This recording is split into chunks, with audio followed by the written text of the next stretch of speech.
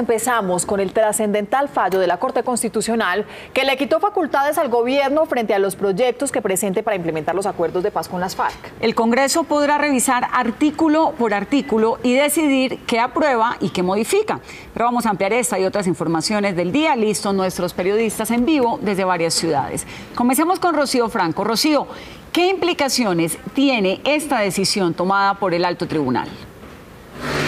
Pues Vanessa y televidentes, la principal consecuencia de esta determinación de la Corte Constitucional es que no se requerirá el fallo o el aval más bien del gobierno nacional para emitir estas leyes. Antes se requería una aprobación por parte del gobierno nacional, prácticamente que todo quedaba en manos del gobierno, y lo que ha dicho la Corte Constitucional es que aquí se está protegiendo el derecho que tiene el Congreso de la República a deliberar. El propio presidente de la Corte Constitucional ha salido en defensa de este fallo que ha creado una verdadera polvareda jurídica. Aquí los detalles de la determinación.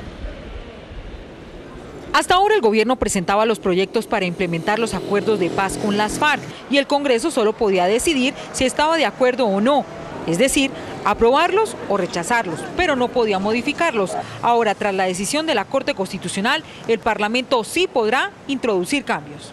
El gobierno tiene la capacidad y la iniciativa para presentar los proyectos orientados a la implementación del acuerdo, pero en principio el gobierno preserva su autonomía en esa materia. Además respondió a las críticas que señalan que el fallo es un golpe al proceso de paz. Abrir espacios de deliberación democrática no puede tenerse como una amenaza o como una resta al proceso de paz.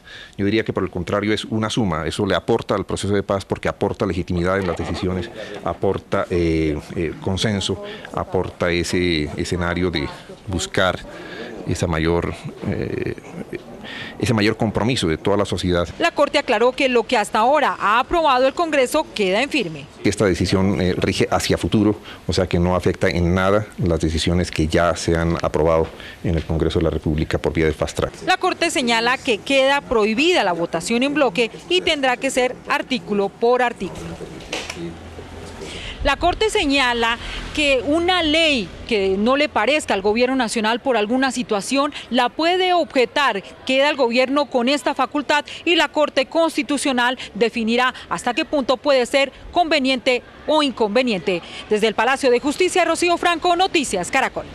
Rocío, gracias. Esa decisión de la Corte Constitucional ha generado todo tipo de reacciones del Centro Democrático, del gobierno, de las FARC. Juanita Gómez, ¿qué han dicho?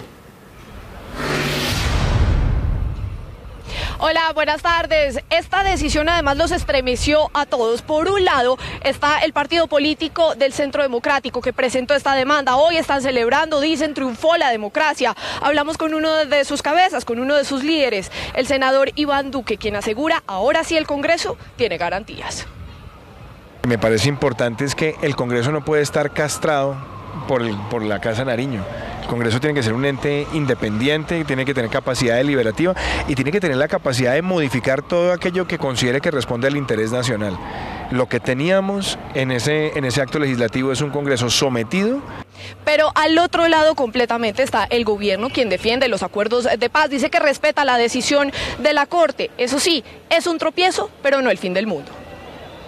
Esos elementos esenciales en lo que tiene que ver con la seguridad jurídica para las FARC, para garantizar su desarme y desmovilización, ya fueron aprobados y por unas mayorías absolutas en el Congreso. Luego, aquí lo que hay obviamente es un tropiezo que va a demorar un poco más, que pone a prueba las mayorías del Congreso nuevamente. Y en el medio están los líderes de las FARC, del secretariado, quienes aseguran a partir de este momento entran en asamblea permanente. Esto fue lo que dijeron a través de sus cuentas en Twitter. Ante las decisiones de la Corte, todas las zonas y puntos de transición y normalización entran en asamblea permanente. No nos enreden la paz. Confiamos en que el presidente haga valer las facultades que le otorga la Constitución para sacar adelante este proceso. Aunque no es muy claro cuando se refieren a este tema de asamblea permanente. ¿Significa eso entonces que, por ejemplo, el cronograma para la entrega de armas se detiene, avanza o no? Vamos a esperar entonces el desarrollo de esta noticia. Desde el centro de Bogotá, Juanita Gómez, Noticias Caracol.